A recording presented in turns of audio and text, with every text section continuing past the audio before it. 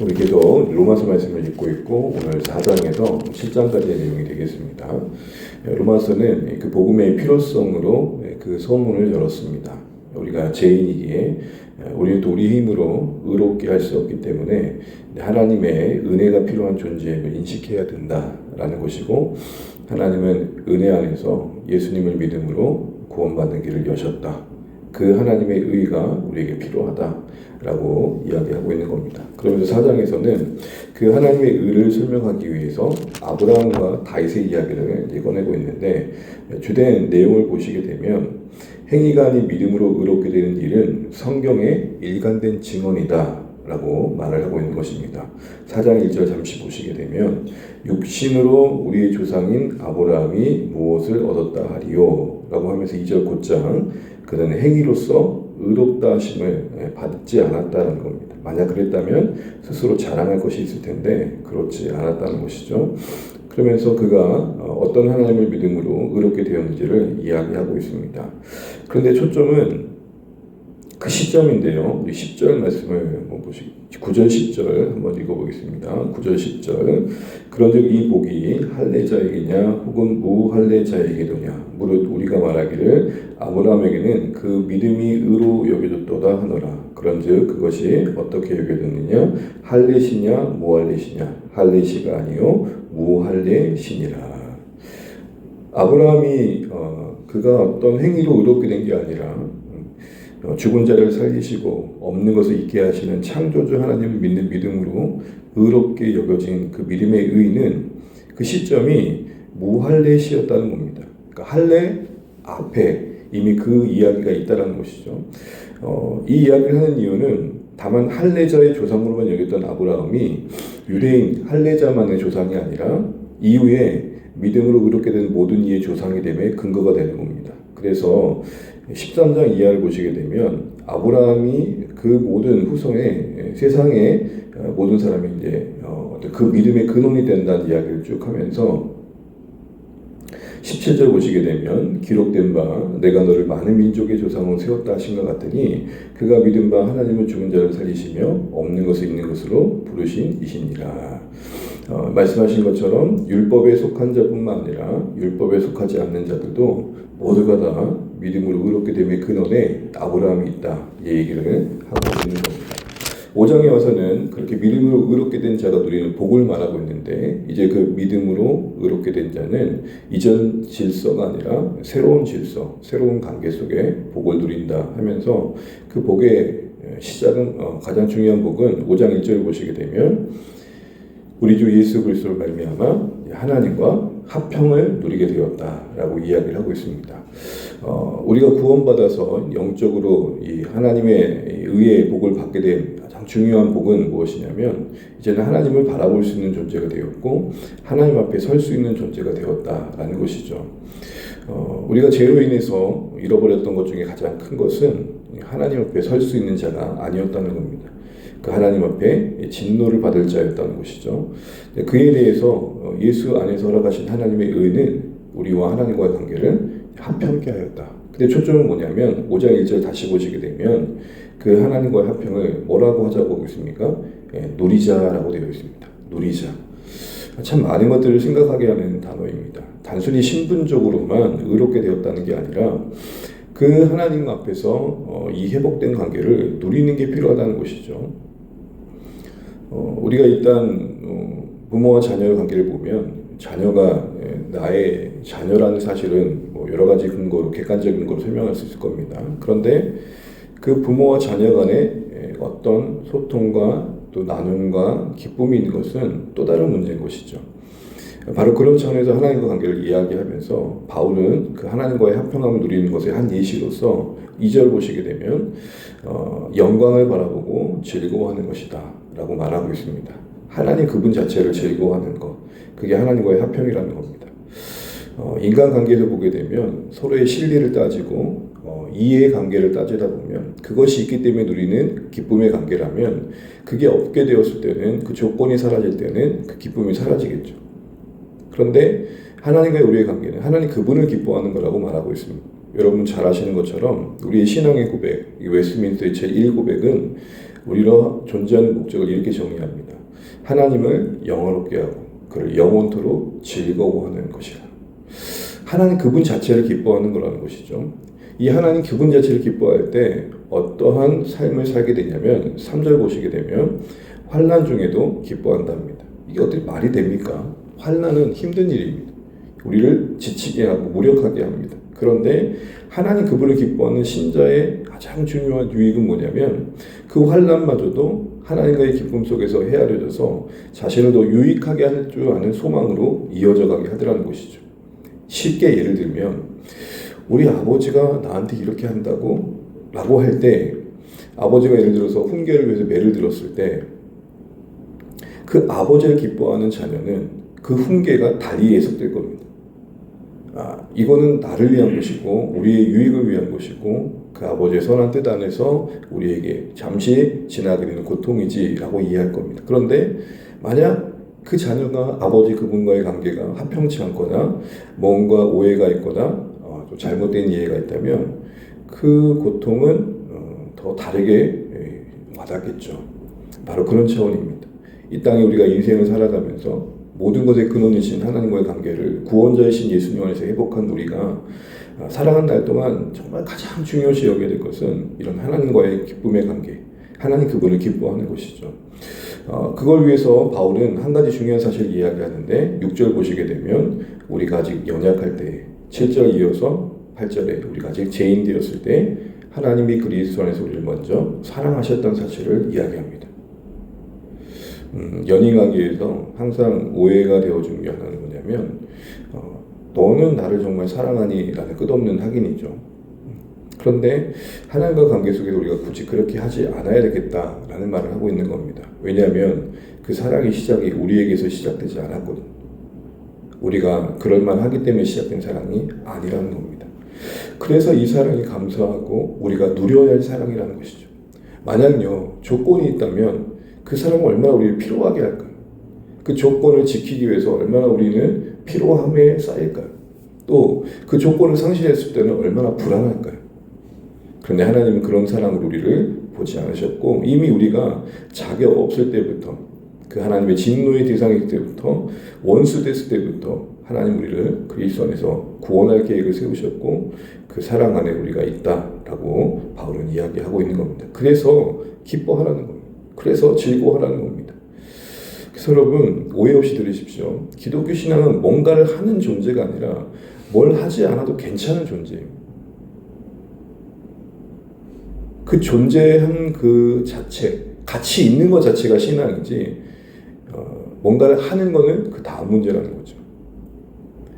우리가 이렇게 같이 식사 교제를 나누고 이렇게 차를 나눌 때 그냥 같이 있는 것 자체가 교제이지 거기서 무언가를 더 웃겨야 되고 무언가 의미 있는 말을 해야 되고 무언가 기여해야 되고 이거는 참 다음 문제라는 것이죠.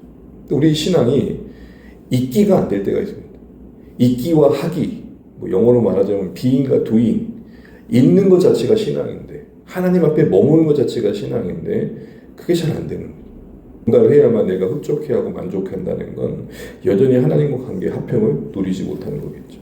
그러면서 바울은 이런 귀한 은혜의 복음이 왜 우리에게 적용될 수 있는지를 대표의 원리로 얘기합니다. 12절 이하에 아담과 그리스도의 관계를 얘기하는데 아담의 범죄가 온 인류에 끼친 것처럼 둘째 아담인 그리스도의 희생은 더 큰 은혜로 온 세상에 유익을 끼친다라고 이야기를 하면서 우리가 은혜 안에 있을 수 있는 그 적용의 원리를 이야기하고 있습니다. 그래서 6절에 19절에 보시게 되면 한 사람이 순종치 않음으로 많은 사람이 죄인된 것 같이 한 사람이 순종하심으로 많은 사람이 의인이 되었다 이렇게 이야기하면서 그 은은 의인되게 하는 그 은혜는 죄보다 더 크다라고 말하고 있는 것이죠. 그래서 우리는 죄가 왕노릇하는 이 시대 속에서 죄보다 더 큰 하나님의 은혜와 용납하심 안에서 하나님과의 생명의 관계를 회복하게 되었다라는 구원의 그 믿음에 의해 적용의 원리를 그 대표성을 가지고 이야기하는 겁니다. 이런 거죠.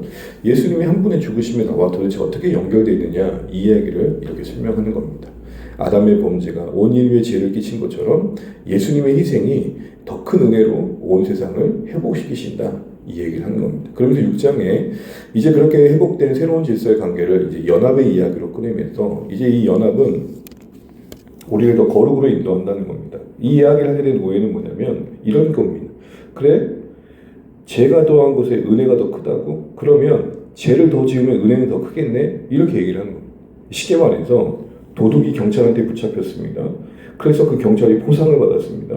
도둑이 이렇게 생각하는 겁니다. 너 나 때문에 포상받았으니까 내가 더 악랄한 범죄를 하면 당신은 더 승진하겠네요. 이런 말을 하는 게 말이 안 되는 거죠. 그래서 6장 1절에 이렇게 말합니다. 같이 한번 읽어볼까요? 그런즉 우리가 무슨 말 하리요? 은혜를 더하게 하려고 죄에 거하겠느냐? 바울은 그게 아니다 하면서 2절에 그럴 수 없다. 우리는 그런 존재가 아니다. 우리는 이미 죄에 대해 죽은 존재이고 하나님 앞에 산 존재이기 때문에 우리는 어떻게 살아야 되느냐? 13절 읽겠습니다. 또한 너희 지체를 불의의 무기로 죄에게 내주지 말고 오직 너희 자신을 죽은 자 가운데에서 다시 살아나는 것 같이 하나님께 드리며 너희 지체를 의의 무기로 하나님께 드리라. 그 억지 논리가 말이 안 되는 것은 죄가 더한 곳에 은혜가 더 크다.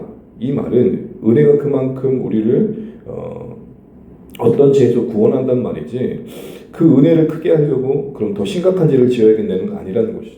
그렇게 생각하는 말도 안 되는 논리에 대해서 바울은 진짜 은혜는 우리를 그리스도와 묶어서 새롭게 하고 이제는 죄에 대해서 해방되어서 하나님께 산 자로 살아가게끔 우리를 돕는다라고 이야기하는 겁니다.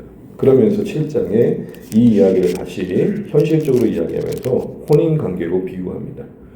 어떤 한 아내가 남편이 살아있을 동안에는 다른 남편에게 하는 그 자체가 간음이 되지만 그 남편이 죽고 난 다음에 그 뒤에는 자유롭게 되어서 다른 남자와 만날 수 있듯이 우리는 이제 죄와 끊어진 관계이고 예수 안에서 하나님과 새롭게 묶인 관계로서 존재한다라고 말을 하고 있는 것이죠. 그러면서 실제적으로 율법과의 관계를 다시 이야기하면서 그 율법과의 관계 속에서 우리는 어떻게 존재하지를 이야기합니다. 우리 4절 말씀 같이 한번 읽어보겠습니다. 4절 시작. 7장 4절입니다. 그러므로 내 형제들아 너희도 그리스도의 몸으로 말미암아 율법에 대하여 죽임을 당하였으니 이는 다른 이 곧 죽은 자 가운데서 살아나신 이에게 가서 우리가 하나님을 위하여 열매를 맺게 하려 함이라. 이제는 관계가 율법에 대해 죽임을 당한 자라라고 말을 하고 있습니다. 그러나 이것이 율법이 우리를 정죄하고 우리를 심판하는 그런 것들의 자유함을 말하지 율법 그 자체의 자유함은 아니라는 겁니다. 무슨 말이냐? 7절 보시게 되면 우리가 무슨 말 하리요? 율법이 죄냐? 그럴 수 없느니라. 율법으로 말미암지 않고는 내가 죄를 알지 못하였으니 곧 율법이 탐내지 말라 하지 아니하였더라면 내가 탐심을 알지 못하였으리라. 이렇게 얘기를 하고 있습니다. 우리가 율법에서 벗어나 그리스도께 속하였지만 그렇다고 해서 율법이 불필요하진 않다는 겁니다. 율법의 기능을 얘기하는 거죠. 율법은 우리가 죄가 무엇인지를 알게 하고 하나님의 백성이 어떻게 살아갈지 안내하는 안내자다 이렇게 얘기를 합니다. 그런데 현실적으로는 이 관계 속에서 우리 힘으로 율법을 지키려고 하면 우리는 이전의 사망의 고통으로 또 치달을 수밖에 없다. 그 얘기를 하는 것입니다. 이제는 새로운 질서 안에서 율법도 새롭게 지켜야 된다라고 말을 하는 것이죠. 그러면서 바울이 이런 고백을 하게 됩니다. 우리 21절부터 25절까지 같이 한번 읽고 마치겠습니다.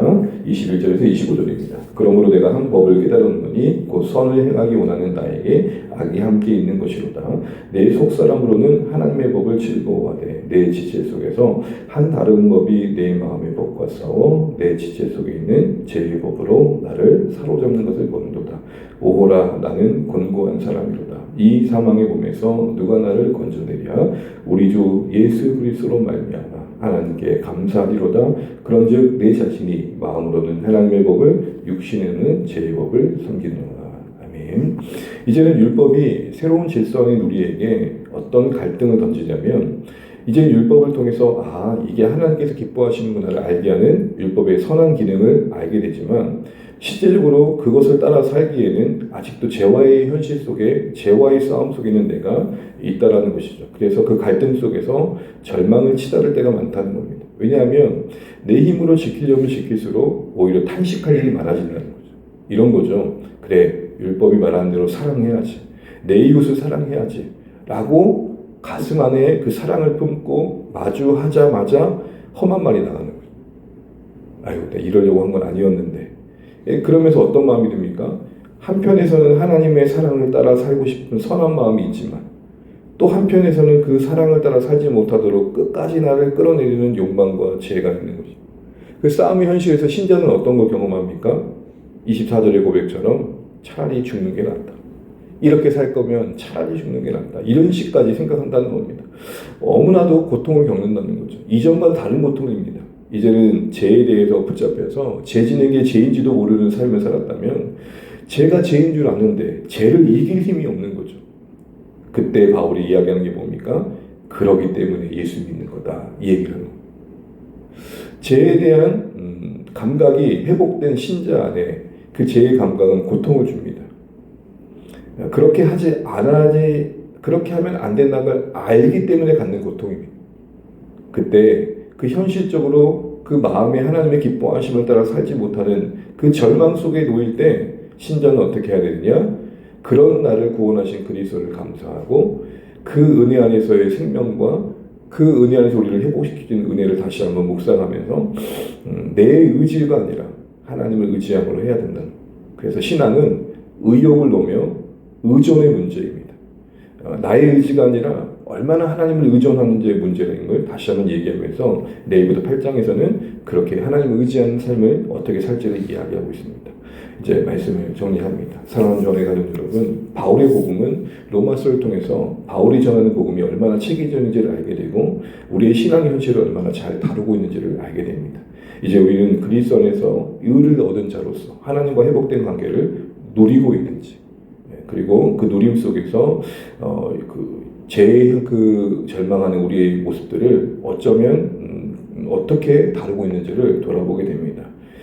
한마디로 우리는 그리스도 안에 있는 자로서 어떤 현실 속에서도 환난 속에서도 그런 우리를 끝까지 사랑하시는 사랑 안에서 신뢰하며 나아가야 되고 혹 율법대로 살지 못하는 율법을 제시한 하나님의 뜻대로 살지 못하는 우리의 모습을 볼 때에도 예수 안에 있는 그 변함없는 하나님의 사랑받는 신자로서의 그 신분을 다시 한번 확인하고 오히려 그러기 때문에 예수님을 더 의지하고 그래서 내가 예수 믿는 게 은혜이구나를 깨닫고 내가 할 수 없는 것들에 대해서 하나님 앞에 더 맡기는 쪽으로 나아가야겠습니다. 오늘도 그러기 때문에 예수님, 그러기 때문에 예수님, 그러기 때문에 예수님 그렇게 고백하면서 예수 안에 있는 신자됨의 신분을 감사하고 승리로 나아가실 수 있는 오늘의 말씀 되시기를 바랍니다. 기도하겠습니다.